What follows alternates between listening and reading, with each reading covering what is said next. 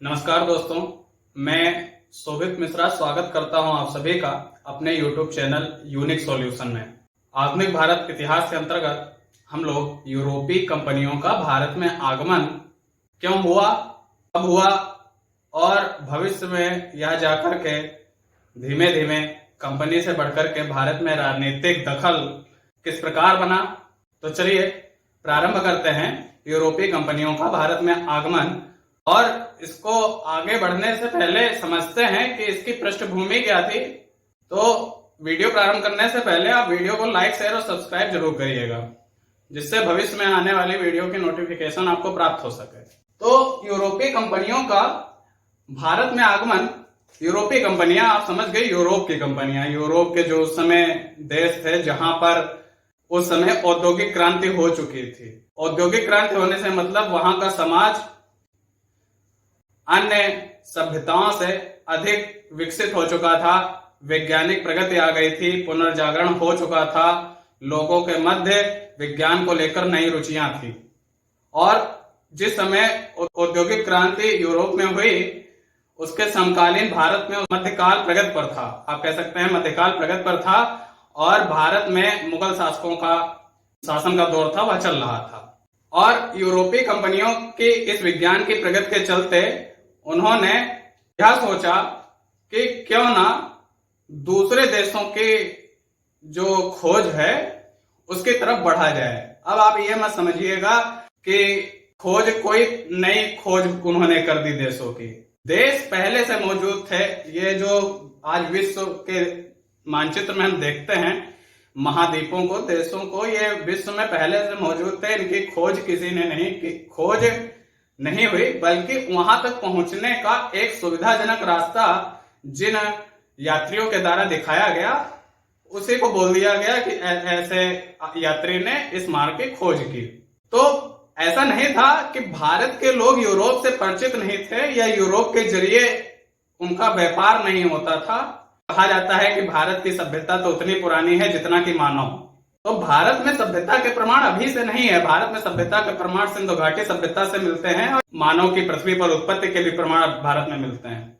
भारत के व्यापार सिंधु घाटी सभ्यता के समय भी रोमन साम्राज्य से होता था। अब वीडियो में आगे बढ़ने से पहले मैं आपके लिए विश्व मैप का मानचित्र कुछ हल्का सा खींचना चाहता हूं, जिससे मैं आपको पूरी तरीके से समझाने में समर्थ हो पाऊं। तो आप देख पा रहे होंगे ये विश्व मैप का एक रफ डायग्राम मैंने बनाया है। और इस विश्व के मानचित्र में हमारा जो वर्तमान में आप देखते हैं, आधुनिक भारत के इतिहास में देखा कि अंग्रेजों ने लगभग 200 सालों से ज्यादा भारत पर शासन किया। तो अंग्रेज जो थे उनका जो देश है वह ब्रिटेन है, और ब्रिटेन भूमध्य सागर के उत्तर में मौजूद एक द्वीपीय देश है। ब्रिटेन यहाँ पर लगभग एक द्वीपीय देश है। तो इस समय यह पूरा क्षेत्र यूरोप है। और यूरोप में औद्योगिक क्रांति जिस समय हुई उस समय भारत में मध्यकाल चल रहा था, मुगलों का शासन था। तो औद्योगिक क्रांति होने के फलस्वरूप विज्ञान के बढ़ने के कारण यूरोप के साहसी यात्रियों ने सोचा क्यों ना समुद्री मार्ग के जरिए नए देशों पर पहुंचा जाए। अब इससे पहले मैं आपको बता रहा था कि भारत का व्यापार सिंधु घाटी सभ्यता में रोमन साम्राज्य से होता था, ऐसा नहीं था। लेकिन एक घटना हुई, आप उस घटना को याद रखें। सन 1453 में 1453 में अरबों ने, जो यहाँ पर ये पूरा अरब साम्राज्य है और यहाँ पे एक इटली देश पड़ता है, इटली देश की एक जगह है कुस्तुतनिया। तो अरबों ने 1453 में कुस्तुतनिया पर आक्रमण करके उसको अपने राज्य के अधीन मिला लिया। अरबों ने उस पर कब्जा कर लिया, जिसके फलस्वरूप यूरोप का भारत, ये जो यूरोप है उसका भारत से जो व्यापार होता था वह व्यापार कुस्तुतनिया के जरिए होता था। अरबों के द्वारा आक्रमण करके कब्जा करने के कारण वह व्यापार धीमे धीमे समाप्त होता गया, कम होता गया। तो इसीलिए यूरोप यात्रियों ने सोचा क्यों ना एक ऐसे मार्ग की खोज की जाए जो स्थल खंड से ना होकर के जल राशि से होकर वह मार्ग जाए। इसी की तलाश में एक यूरोपीय यात्री कोलंबस सन 1492 में भारत की खोज के लिए निकला। कोलंबस सन 1492 में भारत की खोज के लिए निकला, लेकिन उसे भारत पहुंचना इधर था। ये हमारा भारत है, लगभग उसे पहुंचना भारत इधर था, लेकिन वह यहां से निकल करके इस देश में जा पहुंचा, और जिसे यूएसए बोला गया, संयुक्त राज्य अमेरिका, यूएसए बोला गया, संयुक्त राज्य अमेरिका बोला गया। तो कहा जाता है कि कोलंबस ने 1492 में अमेरिका की खोज कर दी। और इसी तरीके से एक पुर्तगाली यात्री जिसका नाम आपको परिचित है, वास्को डी गामा, वह इस रास्ते से होते हुए, वह पुर्तगाल का था। पुर्तगाल यहीं पे भूमध्य सागर के उत्तर में मौजूद एक देश है, और वह इस रास्ते का प्रयोग करते हुए भारत के केरल राज्य के कालीकट बंदरगाह पर पहुंचा, जहां पर उस समय शासक जमोरिन था। नाम याद रखिएगा राजा का, पूछ भी लिया जाता है। और जमोरिन ने उस वास्को डी गामा के आने पर उसका भव्य स्वागत किया था, क्योंकि कोई विदेशी यात्री उनकी धरती पर आया था। तो सन 1498 में वास्को डी गामा केरल के कालीकट बंदरगाह पर पहुंचे, जमोरिन ने उसका स्वागत किया। लेकिन 1498 में ये जो मार्ग हमारा वास्को डी गामा ने अपनाया, इस मार्ग की खोज वास्को डी गामा ने नहीं की। इस मार्ग की खोज सन 1487 में, आप याद रख लीजिएगा, मेरे शब्दों पर ध्यान दीजिएगा। सन 1487 में एक पुर्तगाली यात्री ही था जिसका नाम था बार्थोलोम्यो डियाज। वह निकला तो भारत के खोज पे था, लेकिन वह भारत पहुंचा नहीं। वह इसी रास्ते से होता हुआ वह भारत तक ना पहुंच करके दक्षिण अफ्रीका के इस जगह पहुंच गया। ये यहां पर दक्षिण अफ्रीका है। तो इस तरीके से बार्थोलोम्यो डियाज ने जो ये रास्ता खोजा, इसी रास्ते को बोल दिया गया केप ऑफ गुड होप। इसी रास्ते को बोला गया केप ऑफ गुड होप। और सन 1498 में, 1487 में बार्थोलोम्यो डियाज ने इस रास्ते को खोजा जिसे केप ऑफ गुड होप बोला गया। इसी रास्ते का प्रयोग करते हुए सन 1498 में पुर्तगाली यात्री वास्को डी गामा भारत पहुंचा, कालीकट बंदरगाह पर। जमोरिन ने उसका स्वागत किया, और 1492 में यह हमारा कोलंबस निकला भारत की खोज पे था, लेकिन पहुंच गया अमेरिका, तो उसने अमेरिका की खोज कर दी। और 1453 के कुस्तुतनिया के जो अरबों के विजय है, उसको आप ध्यान रखिएगा। तो इस प्रकार आप समझ पाए, पहला विदेशी यात्री भारत आ तो गया, लेकिन विदेशियों का भारत में लगातार एक के बाद एक आने का क्रम क्यों जारी रहा, तो आप इसको भी समझें। 1498 में जब हमारा ये वास्को डी गामा कालीकट बंदरगाह पे पहुंचा, तो उसने यहां पर जो सामान, यहां से खरीदे गए सामानों को जब ले जाकर के अपने देश में बेचा, तो अपने सारे खर्चे निकाल करके, आने के, जाने के और सब कुछ खाने पीने के, वो सारे खर्चे निकाल करके, उसके बावजूद भी उन कंपनियों को अपने यूरोप में बेचने पर उसे उन वस्तुओं को जितने रुपए में खरीदा था उसका 60 गुना लाभ मिला। तो पुर्तगालियों को इससे काफी, जो वहां पर यूरोपवासी थे, उन्होंने समझा कि भारत में बहुत ज्यादा धन संपदा है, वैभव है, तो क्यों ना चल करके उस धन संपदा और वैभव का उपयोग किया जाए, वहां पर अपना व्यापार किया जाए। तो उनका प्रमुख उद्देश्य व्यापार करना ही पहले था। उसके बाद 1498 में वास्को डी गामा ही भारत में नहीं आया, सन 1500 में। सन 1500 में एक नाम और याद रखिएगा, Pedro Alvarez Cabral. Pedro Alvarez Cabral ये भी भारत में आया, और वास्को डी गामा के बाद में यहां पर भी इसने वस्तुओं को खरीदा, अपने देश में जाकर वस्तुओं का उससे लाभ कमाया।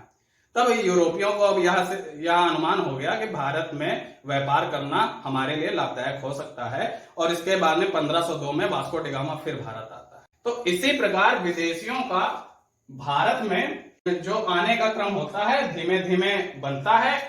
और कंपनी, कौन कौन से विदेशी भारत में आए, उनके आने का क्रम क्या है, आप समझिए।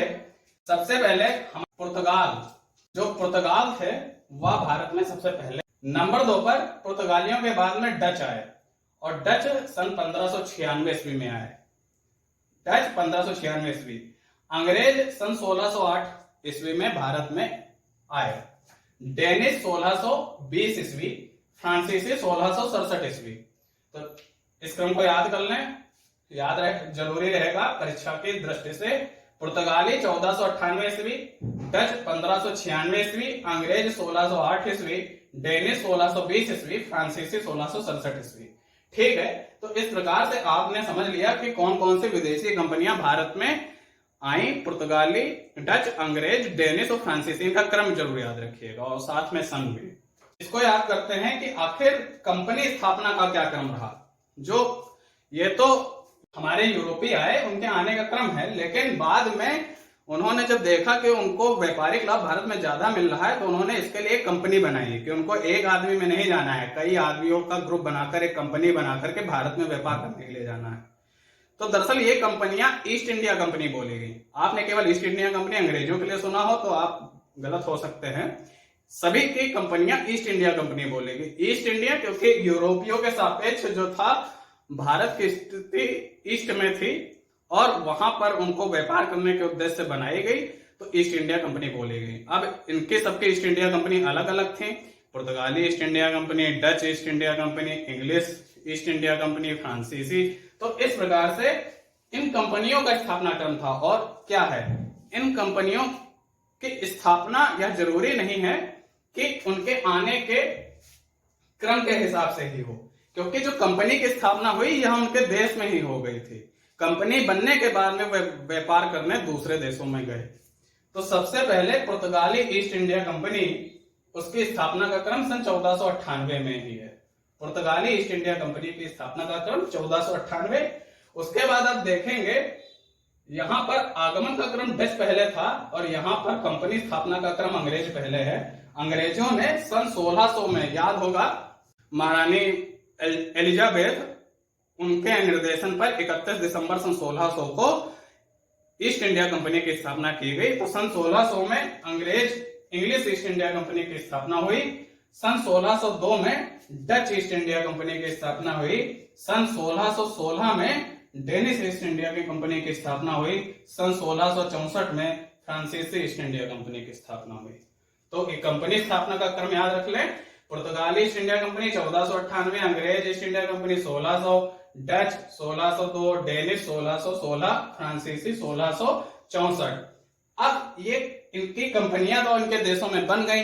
अब ये कंपनियां जो हमारे साहसिक यात्रियों ने जो रास्ता खोजा था उसका अनुसरण करके वो भारत में आ गई।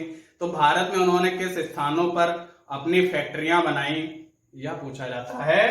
तो पुर्तगाली जो सन 1498 में जिनकी कंपनी बनी, जो 1498 में ही जो आए, उन्होंने अपनी सबसे पहली फैक्ट्री, वो आप ये भी ध्यान रखिएगा कि इनकी जो फैक्ट्रियां होंगी ये आए समुद्री रास्ते से हैं, तो ज्यादातर फैक्ट्रियां जो समुद्र तट है वहीं के आसपास ही उन्होंने बसाई, क्योंकि उनको वहां से सामान को लाने और ले जाने, इन दोनों में सहूलियत होती थी। आप जरा ये सोच ले कहीं भारत के बीच में बसा देते तो पहले तो वो सामान उसे समुद्र तट तक लाना पड़ता, उसके बाद उसे फिर बाहर भेजना पड़ता।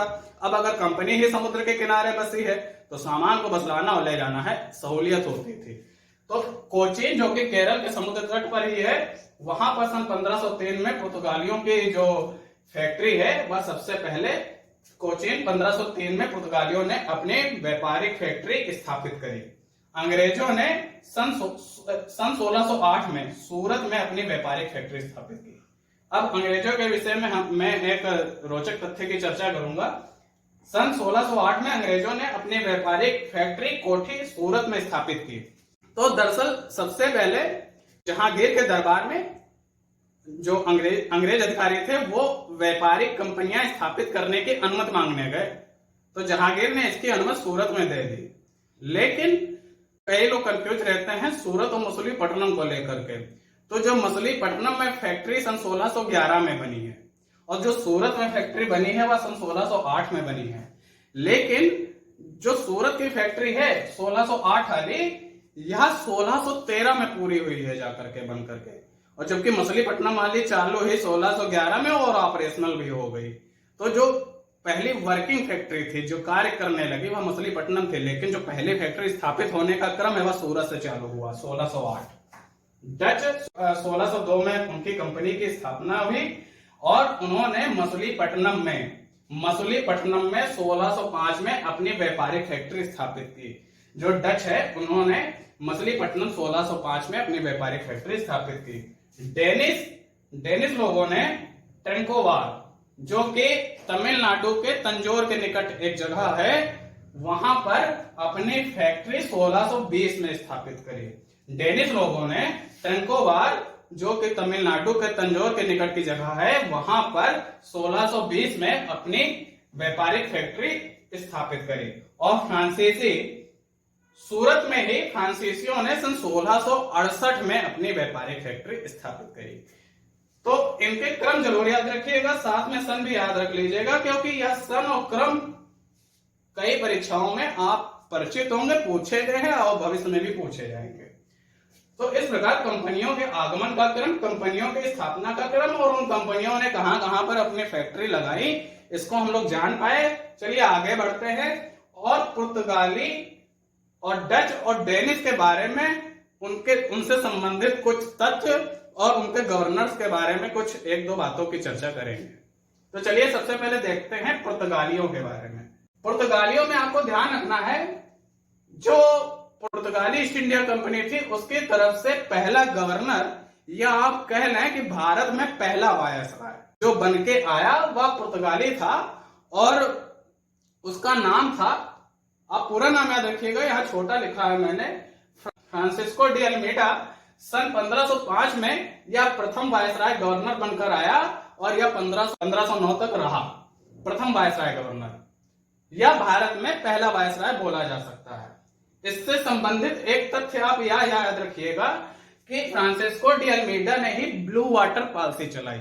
अब ब्लू वाटर पॉलिसी क्या है? ब्लू वाटर पॉलिसी आप समझिए, जो हमारा भारत है उसके दक्षिण में तटरेखा से लगता हुआ हिंद महासागर है।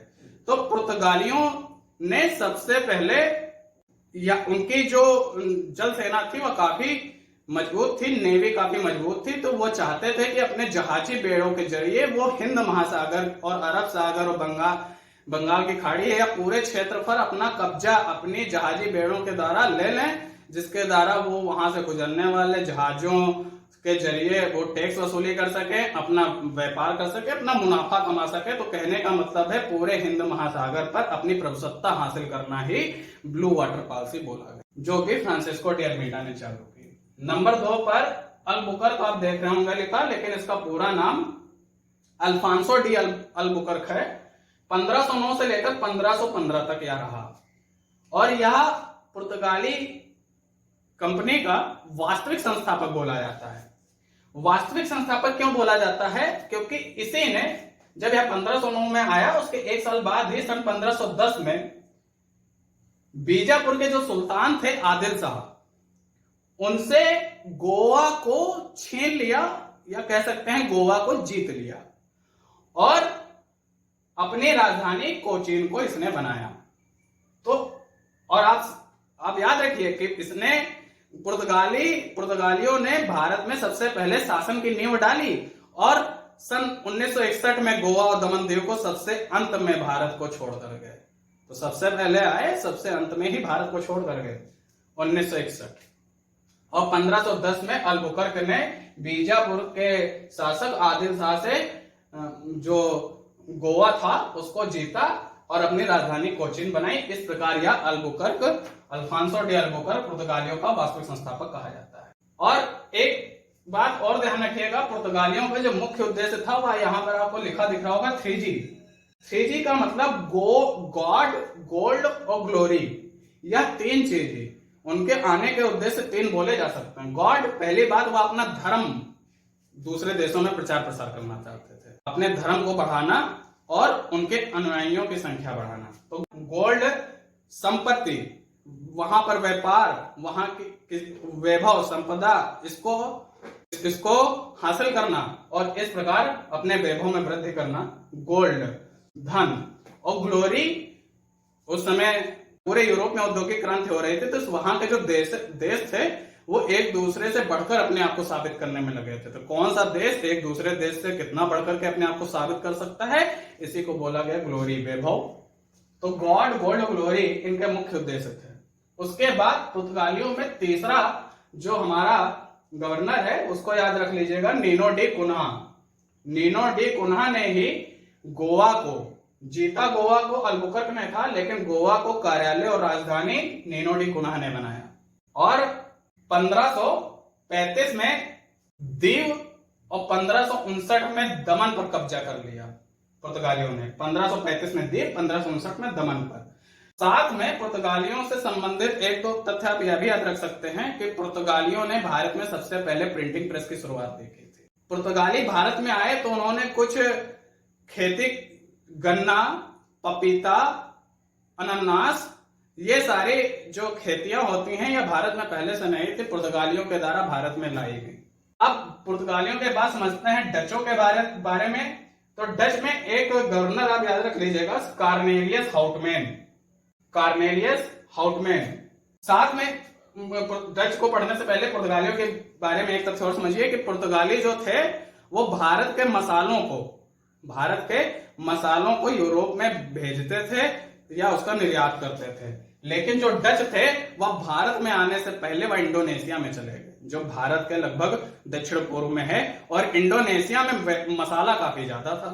तो यूरोप में अपने देश जो डच थे, जिनको नीदरलैंड या हॉलैंड वर्तमान में बोल सकते हैं, तो जो डच थे उन्होंने इंडोनेशिया पर पहले अपना वर्चस्व स्थापित किया, वहां से मसालों का निर्यात किया जाता था। लेकिन डच जब भारत में आए तो वो मसाले तो पहले ही इंडोनेशिया से प्राप्त कर चुके हैं, तो भारत में उन्होंने कपड़ों का निर्यात किया, कपड़ों को भारत से खरीदा। तो इस प्रकार कह सकते हैं भारत में मसालों को बढ़ावा दिया पुर्तगालियों ने, मसालों के निर्यात को, और कपड़ों के निर्यात को बढ़ावा दिया डचों ने।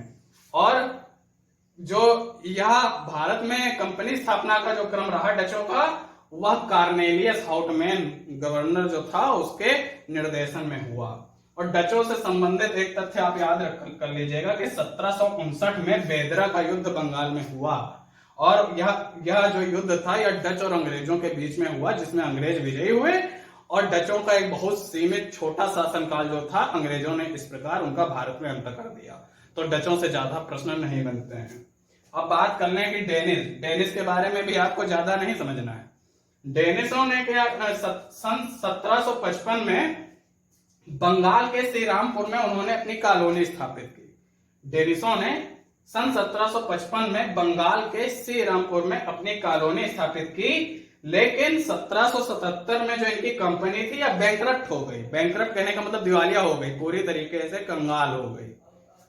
और इसी के चलते आगे सन 1845 में जो श्री रामपुर बंगाल में था, जहां पे उन्होंने अपनी कॉलोनी बनाई थी, ब्रिटेन ने उसे अपने कब्जे में ले लिया, अंग्रेजों ने उसे अपने कब्जे में ले लिया। इस प्रकार डचों और डेनिस की कहानी भारत में समाप्त हो गई। लेकिन भारत में जो देखा जाता है, जिनके बीच में भारत में, जिन कंपनियों में भारत में अपनी सत्ता स्थापित करने में संघर्ष हुआ, वह दो कंपनियां थी, एक अंग्रेज थे और फ्रांसीसी थे। अंग्रेज तो चलिए शुरुआत में ही आगे सन 1608 में, लेकिन फ्रांसीसी इतना आगे थे कि सन 1664 में स्थापना हुई। लेकिन अंग्रेजों को उन्होंने खुला चैलेंज किया कि हम आपको राजनीतिक सत्ता इतनी जल्दी हासिल करने नहीं देंगे। तो अंग्रेजों और फ्रांसीसियों से संबंधित क्या उनके गवर्नर और क्या उनकी नीतियां रही, या अगले वीडियो में समझेंगे। उम्मीद है इस वीडियो के जरिए आप कंपनियों के आगमन का क्रम, फैक्ट्री स्थापना का क्रम और विभिन्न जो हमारी कंपनियां हैं उनसे संबंधित गवर्नर, उनकी नीतियों को कुछ समझ पाए होंगे। इसी के साथ वीडियो को समाप्त करते हैं। वीडियो को लाइक, शेयर और सब्सक्राइब जरूर करिएगा। धन्यवाद।